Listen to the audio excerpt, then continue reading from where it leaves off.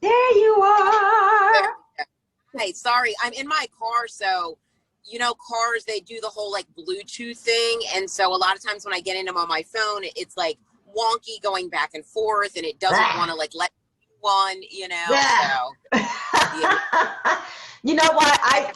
Trust me, I know exactly how you feel because, in fact, my Bluetooth is not even working in my car, and I have to engage while I'm on the go and stuff. So right. it's very challenging. So I know what you're talking about. You're not Yeah. driving right now, are you? No, I'm not driving. It's just that, you know, the kids are doing homeschool now. And so my son is at my desk and Ah, it's just home is not going to be quiet enough. You know, my kids think that if they say, excuse me, that, you know, and it's it's okay. like, this is live.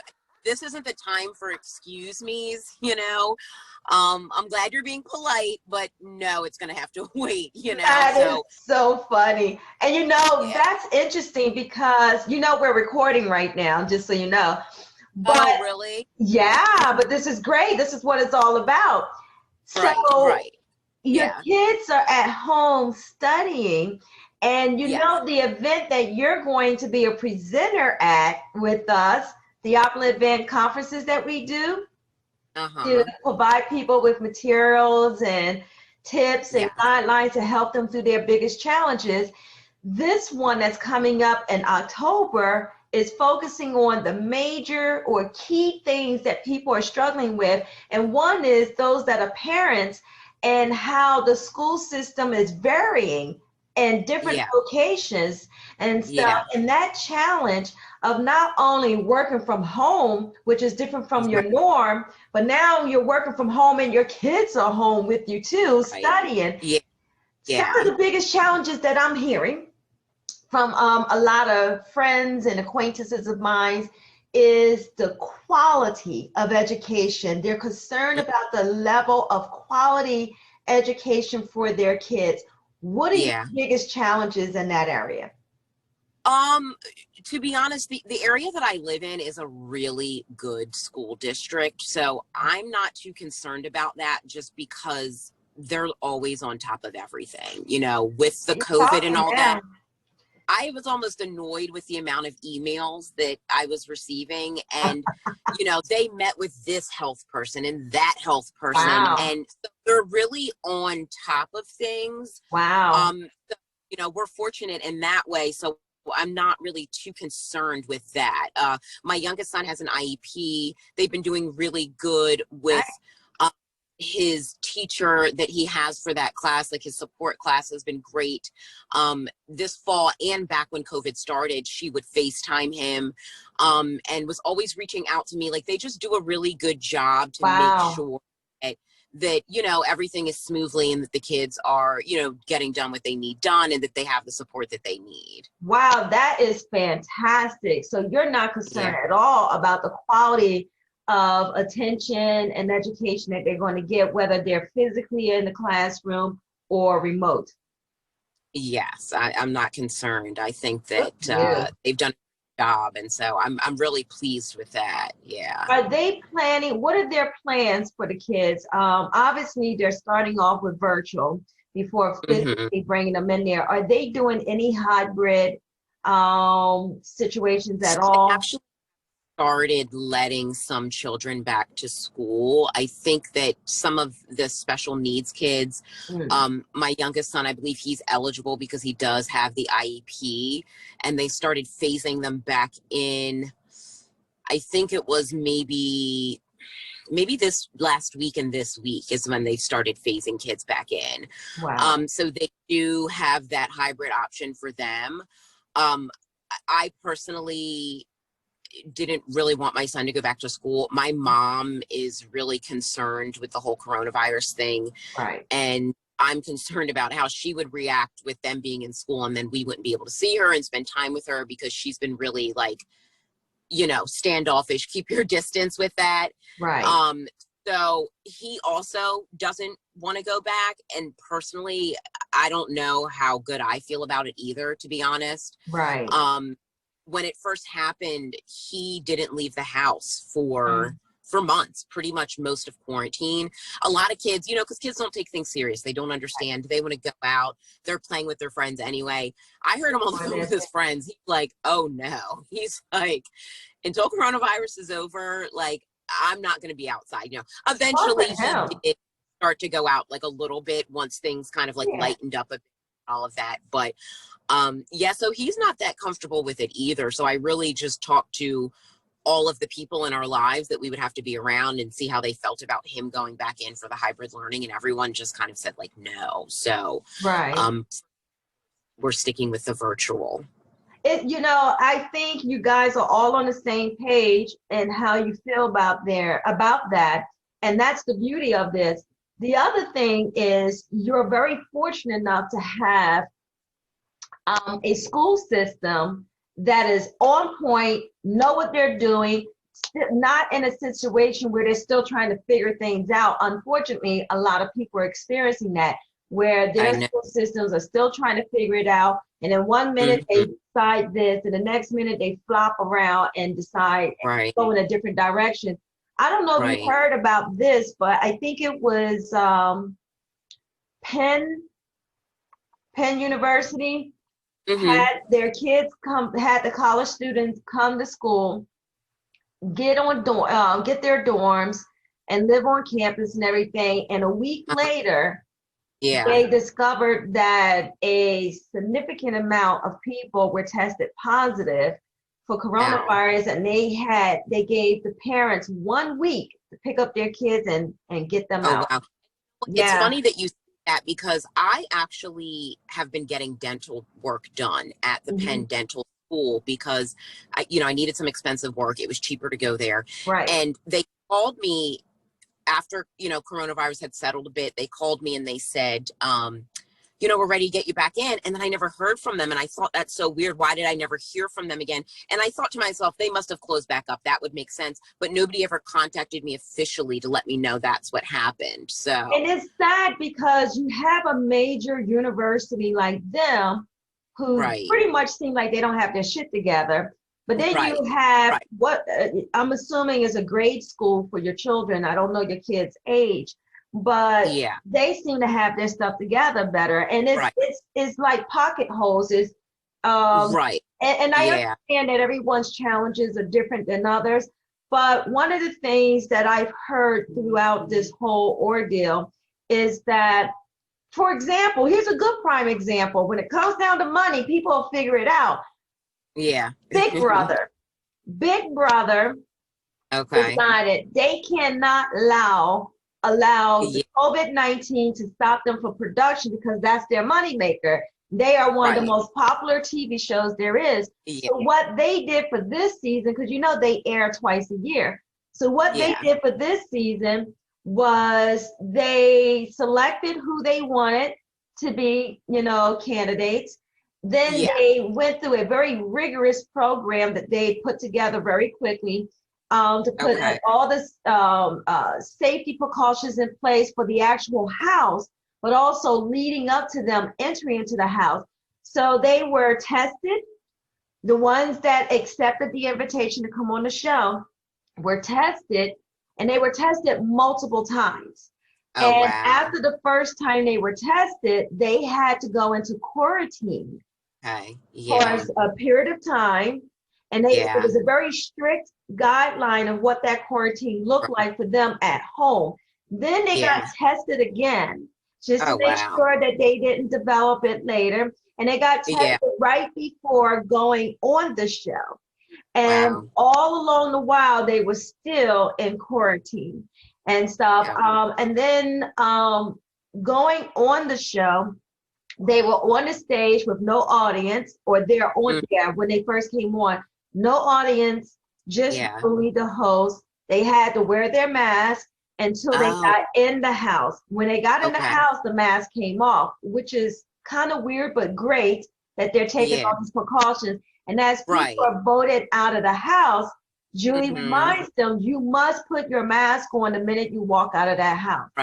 So I'm going, well, if you're basically in quarantine, being in that house, how is it that you're going to still have to put your mask on? It doesn't matter. They're making that happen. So you Right. got people that are very, very much in order, like your Yeah. kids' school, Yeah. obviously Big Brother, the production for Big Brother. Right. Then you got the Right. people that are just trying to figure it out, and some that's in the Yeah. middle, you know, Mm, trying to, yeah. make it work and stuff. It's crazy. Right. So Yeah. let's talk a little bit about what you do. You are a publicist.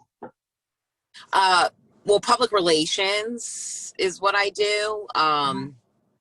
So I help companies get in front of their local communities, really, to get attention from people that would like to work with them, would like to use their services, their products, but aren't even aware that they're there. I tell people Yeah. all the time, because they think that you just have a business and that people will know about it. They think that you Ah, set up a Google page and that everyone's going to find you. you know what I call that, Sonnay? Ooh, I yeah, call that the old school way where they used to say, if you build it, they'll come. This is not the ark. This is right, not right. McDonald's, where you It build doesn't in work. McDonald's, you put the arch up there, and voila, I'm open for Right, business. And it right, certainly ain't, what is it, Noah's Ark either. They come flocking to right, you. right, But right. people So think that. I don't call it publicist. I prefer PR strategist because Gotcha. I strategize with my clients to, because I don't know their business. I don't know the ins and outs of their service offerings. I don't know their story. So really, we have to work together to come up with the best ideas and the best story to pitch to these outlets to, gain their interest and have them want to feature them and, to work with them in different events and stuff that they're having. Yeah, that's awesome. Now, Yeah. how long have you been doing this, and what brought you to the point of becoming a public strategist? Yes. So, we're in 2020, so it's probably been about 4 years now that I've been doing it. As like my main source of income. So when a little bit about my background, I actually was interested in going to law school. So I started out as a paralegal, and Wow. the plan was to, work as a paralegal and, learn the ins and outs of law firms, go to, law school, and then eventually, do that. I couldn't really figure out what type of law I'd like to practice. And, I just kind of fell out of love with it, to be honest. Mm. I had some issues working in law firms. I mean, you know how it is in the professional industry being like a Black woman. And sometimes, you're not treated appropriately. You're not paid appropriately. And I was having a lot of issues with that. And, I'm not the type of person to just sit down and deal with it. So pretty You much and at a me lot of, both. right, right. So at a lot of the law firms that I worked at, it really was a lot of back and forth because it's like, who you talking to, honey? And then they're shocked that I said that, and I'm still shocked they thought they could talk to me like that in the first place.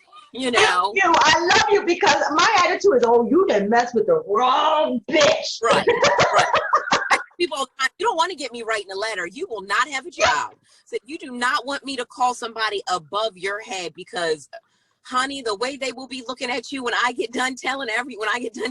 My God, I have been, Sonnay, I gotta tell you, I have been approached in the corporate world so many times about how well I have gotten people of authority's attention by writing letters to address Yes. the matter at hand that I had to endure. Right. It was like, right. but Gracie, you said this and you said that. And I said, Mhm. did I offend anyone? Did I disrespect anyone? No, but it was just, Right. I Right. said, but Right. it's true. And if that person don't want to suffer the repercussions of their actions, then watch what Mhm. you do. Right. And the thing is, too, is once you put it down in writing, they can't ignore that. It's no going back because then it's like, okay, I sent you that letter and you didn't respond. That's Now, right. now I'm contacting Fox News to find out, why your employees was rude to me, why the boss didn't respond to me, why HR didn't have nothing to say. Now I'm going above you. Now everybody's looking goofy. That's So, right. That's like right. you really can't avoid an email. You can't avoid a letter. and I'll send a Yeah. certified letter quick. I need proof. I need my little postcard. It was delivered. Y'all signed for it, Yeah. Yeah, so I started out doing that, and I just kind of realized at some point that working for other people was not for me. Yeah. I noticed that people didn't want me as a Black woman to be intelligent. They didn't want me to have ideas. They didn't want me to tell them things about their business that Preach. they were aware of, that were great ideas, and they felt some type of way that they didn't think of it. And instead of just being thankful that they have, an intelligent person with good ideas on their team, they want to try to talk down to you, not a good idea. And then 30 seconds later, they're stealing the idea, and things like that. Mm-hmm. Oh my God. Sonnay, there's been times where I confronted people, and don't get me wrong, I don't want us to come across as the angry Black women. Right. When we confront people, we do it in a professional, calm, and intellectual way. The only difference between us and someone else doing it is the color of our skin. Two, there's two reasons. One, because the fact that we're Black and we're putting you in check. And then two, the fact that we put you in check. And the fact that we didn't just glaze over what you did, that was morally wrong. And anything else that comes with it, I just lost my train of thought on what I was going to say. But anything else that comes with it, the fact that we put you in check and the fact that you've been put in check by a Black woman who's not going to beat around the bush are two blows against us. And the thing is that I have approached people and said, you're still in my idea. And I said, it's not that I have a problem with us working together collectively as a team. It's the fact that you're taking credit for something that is 90% of my work. Why can't I get that recognition? Why can't I get the visibility that you're giving yourself from my work and my hard labor? And I have been there, and to see them look at me like a two-headed monster. Yeah. I had like a two-headed monster. They look at you like you're crazy, like something's wrong with you. Tell me that you couldn't believe that I had the audacity to, come to him with what I was coming to him with. And I looked at him and said, well, sir, I can't believe you had the audacity to think that, what's going on here is acceptable. Yeah. It's rude, it's demeaning, it's just so many things. But a workplace is not one of the things, So after a lot of that, I got really sick of it, and I said, the only way I'm going to be able to live the kind of life I want to live really is to work for myself. Like, that's the only way I'm going to be happy. I tell people all the time, you spend most of your time at work, pretty much, like most of your day. You wake up, getting ready for an hour, then you head in, you do your 8 hours, then you come home, you've got an hour commute. You've spent 10 hours, and then 8 hours of your day are sleep. You're sleeping. So that's 18 hours of your day sleeping and work. And that leaves you with how much time for yourself, So, so much time is spent working that it needs to be a happy place for you. I'm not saying that you have to love your job, and you're not going to love every job, but to be mistreated it's just unacceptable. For there to be a bad energy, a negative energy at work and the people that you work with, it's really a hard pill to swallow, to have to like wake up every day and go do that. Like, at some point, there's been points where I'm like, literally just don't want to go to work. I'm like, should I just not there? Should I? That's how bad things were for me at certain places. And so, I had to figure something else. So I had always on the side helped out local business owners, people that I knew that were interested in doing entrepreneurial things. And it's so funny, because I tell people all the time, it's like I have all this like random knowledge that I'm not sure, but people will ask me things and I just like spit something out. I'm like, we have to go to state website. And I'm like, well, why do I even know this? You know, so I started helping people with things and, you Right. know, signing their LLCs and, you know, organizing their businesses and things like that. Hmm. And I at one point I decided, I said, this is what I want to do. I said, it really like brings me joy to Wow. work with business owners and to see that the things that I'm helping them with, the things that I'm teaching them, the skills that I'm giving them is really helping them with their businesses. Their businesses are growing. Their Right. employees are thanking me for coming in and helping get things organized and stuff like that, you know? So it really started out like that, business consulting pretty Mhm. much. And then in 2017, 18, I believe it was, I met a friend that wanted to open a hair salon. And so we went out, you know, scouted location. She found something in West Philly. And from the beginning, you know, I was in it with her. So Wow. I helped her the business aspect of it, like, you know, getting her licenses, the LLCs, all of that. And then also she brought me on as doing her PR and marketing. And so that's when I really got into the public relations strategy and marketing stuff. I really enjoyed it. I love networking. I love people. I really liked doing, you know, the outreach and the planning of the events that she was having and just all of that. It really just made me happy. You know, it was like a real Yeah. sense of like community, that like people are coming together that don't know each other to help each other out and just support this business and, you know, to get the word out there. She was also doing things like hosting events for like young girls. Like she really wanted to like empower young girls and things Hmm. like that, you know? So that's really how I got started, was doing that. Wow, that's remarkable because at the end of the day, when you're in a entrepreneurship is not for everyone, but Right, working in the corporate world and for someone else is not for everyone either. And right. some people are born natural leaders and entrepreneurs, and they have Yeah. to find their way to Hmm. that place. And Yeah. in many ways, we stumble across what we're meant to be by Yes. having these poor experiences. Right. When I was growing up, Sonnay, I used to say, "Oh, he has his own business. He's an entrepreneur, a small Hmm. business owner because he's not good in taking directions with people." You got people Uh, like that too, but that doesn't yeah. necessarily mean that they are great business people.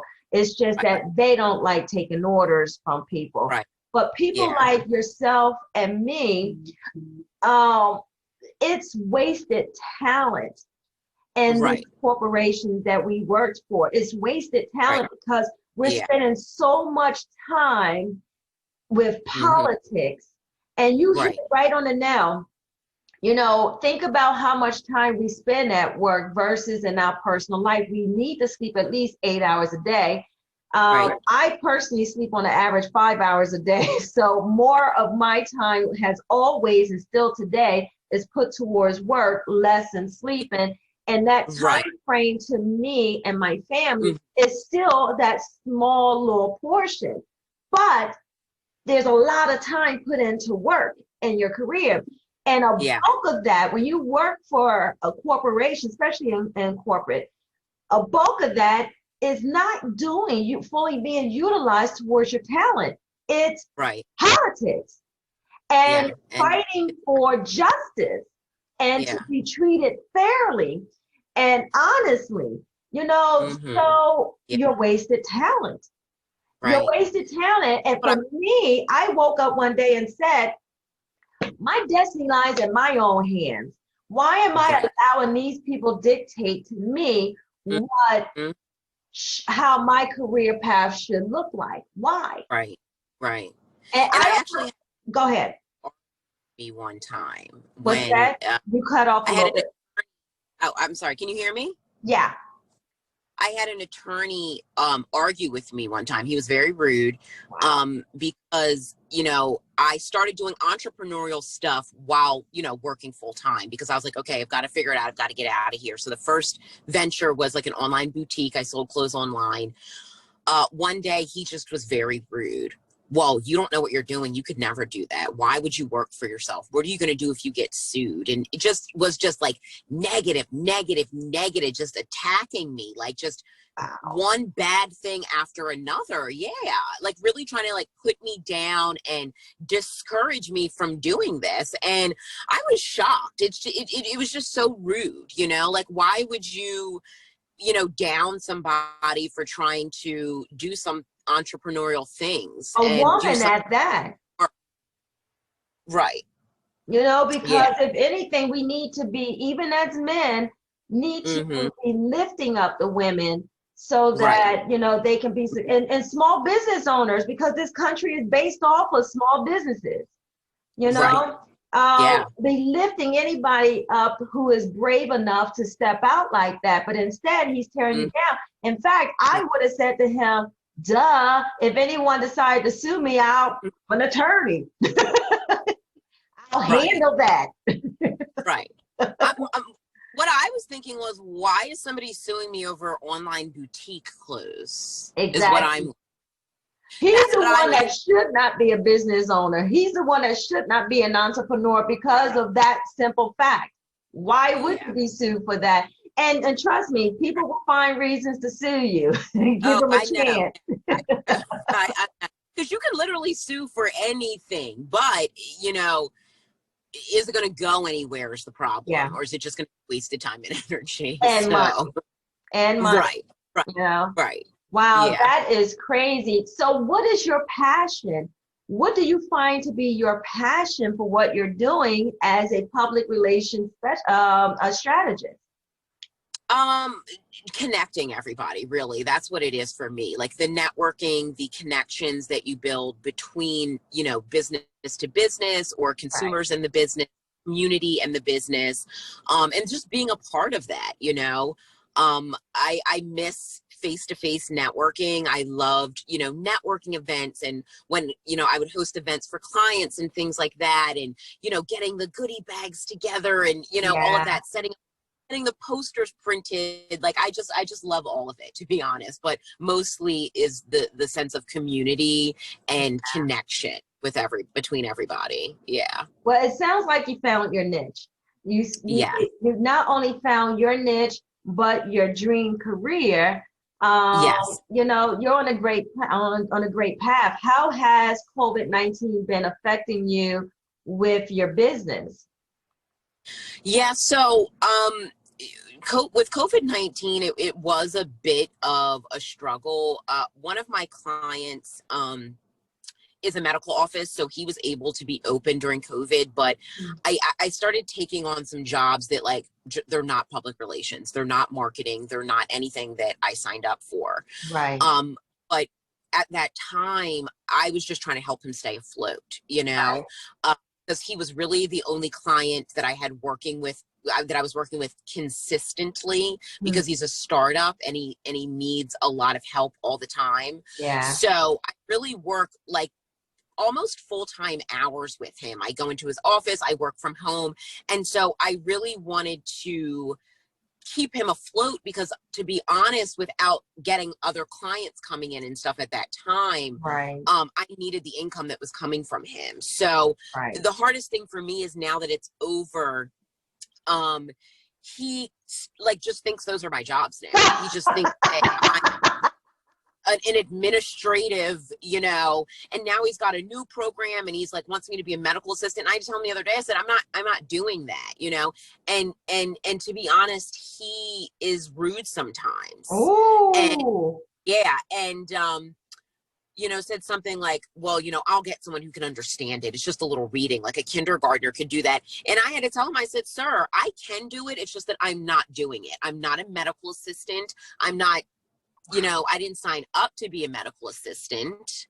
Wow. And not doing that, you know? So it's almost like he tries to like bully me into doing these things, you know? So, you know, that really motivated me to really finally like spruce up my website and just go for it, you know, because my company was previously called something else. And during decided, I'm like, I need to change. I need a revamp. I really need to have a website that is more niche down and focused on the specific things that I can offer to my clients, because he's not the first client to get me in and be like, oh my God, she has so many skills, and think I'm just going to be like doing everything for them, you know? And it's like, I didn't sign up to do everything. Their So go-to source. And it's great that you have those skills and the knowledge and everything available, and resources available to your client, but it's defining that what do you call it, boundaries, you know, being able to let them realize, look, I'm going above and beyond. This is not my job description. This is me going above and beyond in this area and maybe in this area, so that they can appreciate it and not expect it. Yes, exactly. That's because I was going to say to you in the beginning that in a way, it's kind of good that he started relying on you and depended on you, because there was a benefit on both parts. You were relying on that income source as a client from him, and he got all the help and support that he needed, more than what he was expecting from you for his startup business. But then when you turn around, and that's another thing too, that you endure when you're in the corporate world too, then when they see all the different talents that is available to them, it becomes an expectation. And people start expecting it, and then they cross that fine line of boundaries from job description, expectations, and then start disrespecting you and stuff. He's someone that you would never want to work for as an employee, because he takes things for granted and stuff. And that's why great talent is lost with so many of these companies, because they use and abuse their most talented resources. And then they hold on to the ones that are slackers, that don't do anything, that just, you know, milk out the time of their work and their project and make it seem like they're busy when they're really not doing anything. I just don't understand the mindset. I don't either, and it disgusts me, to be honest. Like it's disturbing to me to see that, you know, business professionals and lawyers and people that, you know, society values so highly are out here behaving like that in the workplace. And I'm like, what? Well, I'm gonna be honest with you, Sonnay. A-hole is an a-hole. Doesn't matter what he does for a living. I know, and I'm starting to learn that, but I don't think it'll ever make sense to me, because it just don't make no sense, you know. It'll never make sense to me, because it just doesn't make sense. It's really ridiculous. And you know, like you said, I just don't understand how the people that don't do anything just get away with doing nothing, and then the hard workers are just, you know, poorly treated, you know, underutilized for their smarts and stuff like that. Like the good ideas, they don't want to utilize your ideas. They want to utilize your like slave talents, where you can like, you know, do this, do that, you know. But then when it comes to your actual intelligence, they utilize it by stealing your ideas, you know, instead of allowing you to flourish from those ideas. They steal it, and then just, oh, you're so good with filing, go file those files for me or something. And you're like, what? Like, no. And the biggest understanding, and that I won't say understanding, the biggest misconception about that is, foolishly enough, they don't realize, especially from a leadership perspective, I don't care if you're my manager, if you're the executive director or the CEO, whomever you are, anyone that's above my ranking, foolishly enough, you holding me back and not allowing me to be recognized for my brilliant talent is holding you back. Because if they do let you take your idea and present it as yours instead of theirs, and give you that visibility, it's going to allow you to elevate. Yes, it's going to allow you to move on to greater things and away from their leadership. But that recognition of the fact that you soared from their leadership is what's Right. more powerful for them than anything. But instead, they get intimidated and threatened and want to hold you back. And that taints your reputation. Work. Yeah. Right. It's sad. Yep. Fun question. Yeah. Let's do a fun fact. So, roughly, I'm thinking this will probably be aired sometime next month. And that'll be perfect timing for the holiday of Halloween. What's your favorite? I don't care what point in time in your life, what was your favorite Halloween costume? I'd have to say the year that I dressed up as a hippie with my best friend.